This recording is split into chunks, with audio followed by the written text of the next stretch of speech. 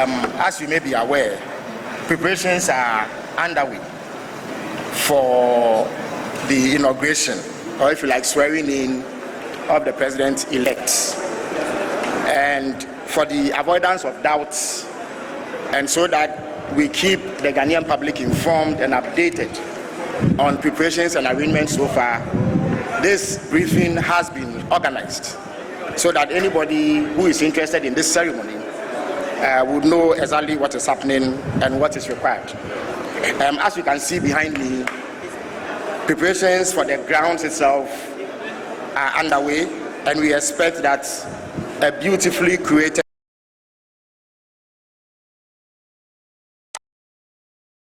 venue for this important and historic occasion will be ready in time for the event to take place. Now, this event is historic for many reasons, because not only will a former president be returning to the presidency, we will also have the first ever female vice president inducted into office after the receipt of a historic mandate from the good people of Ghana.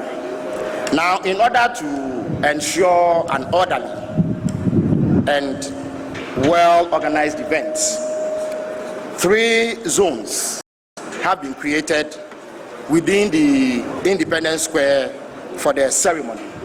I need to remind the public that this ceremony is a parliamentary session, and that means that Parliament will be relocating its sitting from Parliament House to this square for the swearing in. So at all material moments, we must bear in mind that it is a parliamentary session, and therefore certain rules apply.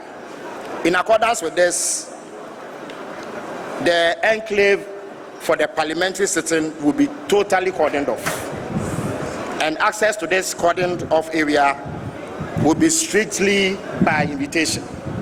I need to repeat, you gain access to the cordoned off area only by invitation. And I wish to remind members of the public and invited guests that they will not be allowed to enter the swearing-in area without presenting appropriate invitation cards. This is extremely important, and it has been done to ensure that there's no unfortunate mix-up and that the event is not disrupted because of unwarranted movements. Now, this applies to all categories of invited guests, except the outgoing president and vice president, visiting heads of state, visiting vice presidents, and visiting speakers of parliament. The second zone created for this purpose is in the stands, which is on the left and is known as the ministry's area stand. On the right is the OSU area stand, and these are open to the public. Adequate security arrangements have been made in order to ensure safety and to ensure that guests are seated in an orderly manner.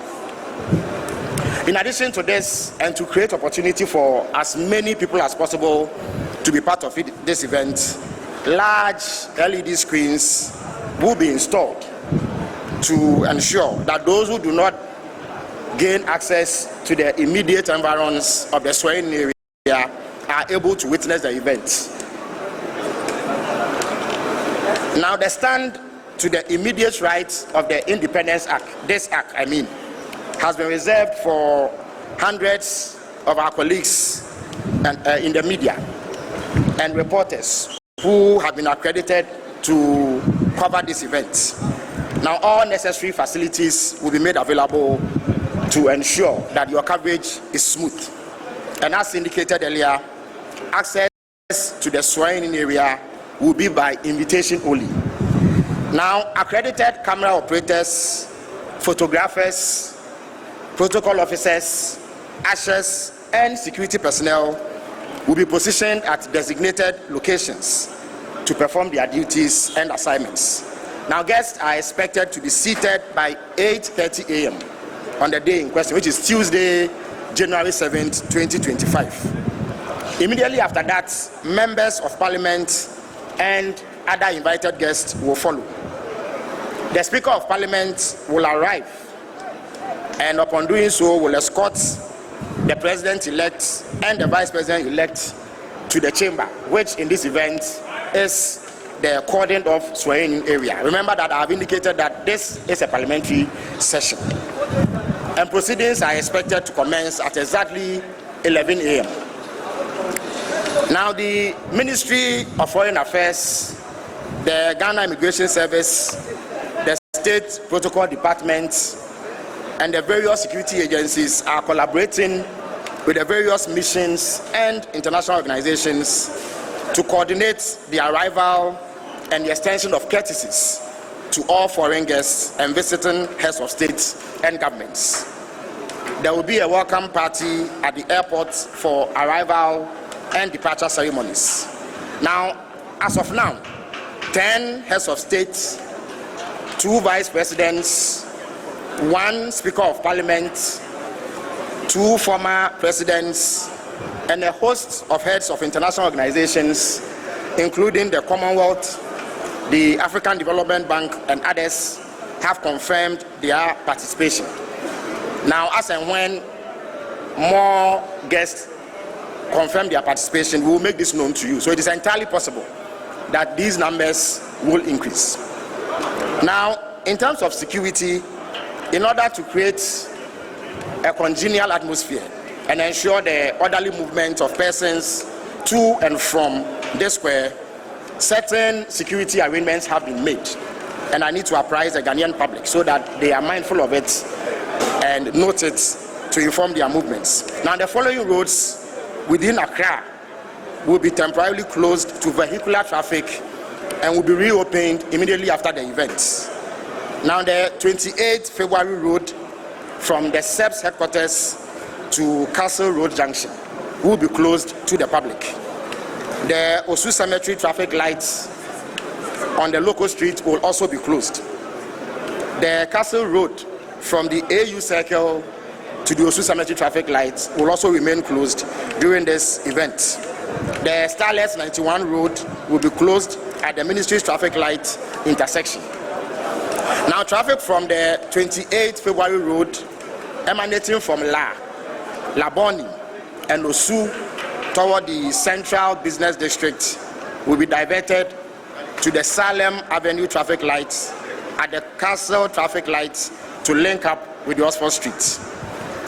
Traffic from the John Evans Atamils High Street towards the Black Star Square will be diverted to the Liberia routes at the SEPS headquarters traffic lights, and then to the National Theatre traffic lights intersection. Now, motorists from Local Street towards the Castle Road are entreated to use the Ejumaku Street and the Oxford Street. Now, traffic from the AU Circle towards the Castle Road through the Osu Cemetery shall be diverted onto the Abdul Diop and King Hassan roads to link with the Abdul Nasser Gamel Road in front of the Ghana Institute of Journalism. Now, the following arrangements have been made for parking. That is, the following car parks will be available. The back of the Independence Act, which is just behind you. Now, the forecourt of the State House is also available for parking. The Access Bank car park has been secured for the purpose. The Osu Cemetery car park, the Ministry's area is also available for parking. The Ministry of Food and Agriculture car park, the Marine Drive football park, and the Efua Sutherland car park. Now, I need to stress that no vehicle would be allowed to park at unauthorized places or allowed to drive through any of the roadblocks. So please bear this in mind and cooperate with the security agencies who will be available to enforce these arrangements. Now, traffic police officers will be on hand to direct and assist motorists to appropriate car parks and diverted routes. To ensure effective traffic flow, towing cars will be available to tow abandoned, broken down, or wrongly parked vehicles, and motorists are reminded to bear this in mind. The likelihood of having your car towed away is quite high if you happen to park in an unauthorized place. Now, motorists are further advised to note that these arrangements and alternative routes have been made, and therefore, before they leave home or wherever they come from, they must bear this in mind.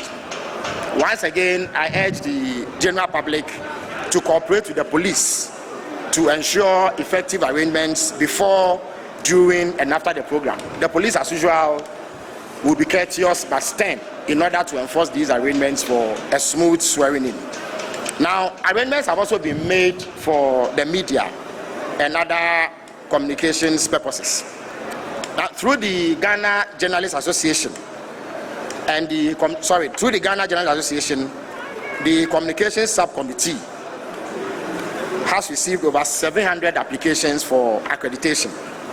Now, in accordance with international best practice, as is the case with coverage for global events and other high-profile events internationally, and in consultation with key broadcast media organizations, television content will be produced centrally.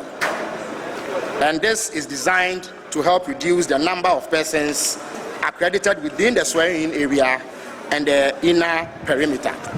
Accordingly, in addition to camera operators who will be accredited for live TV production, a number of other camera operators and still photographers will be given access to the inner perimeter or the restricted zone. They will be positioned to have access to arriving VVIPs, the swearing-in podium, and the inaugural speech. Persons accredited for this restricted zone will not be allowed to move around or loiter within the inner perimeter. Camera crews accompanying heads of states will be given special accreditation in consultation with national security and restricted to the same restricted zone. Kindly note that all accredited media personnel will be screened to confirm their identity based on the corresponding pictures on the scanner, and this is designed purely to ensure that security arrangements hold. Spaces have also been provided for broadcasting houses that intend to hold live discussions on the grounds, and many of you, we are aware, have already inspected these spaces. Please note that access to these locations will not require accreditation, and you can walk by the stands to access your locations. However, you must have a valid accreditation or invitation card to enter the coordinate area. Now, I need to repeat that for production, on the centralized TV production, a clean feed will be provided for all TV stations and channels.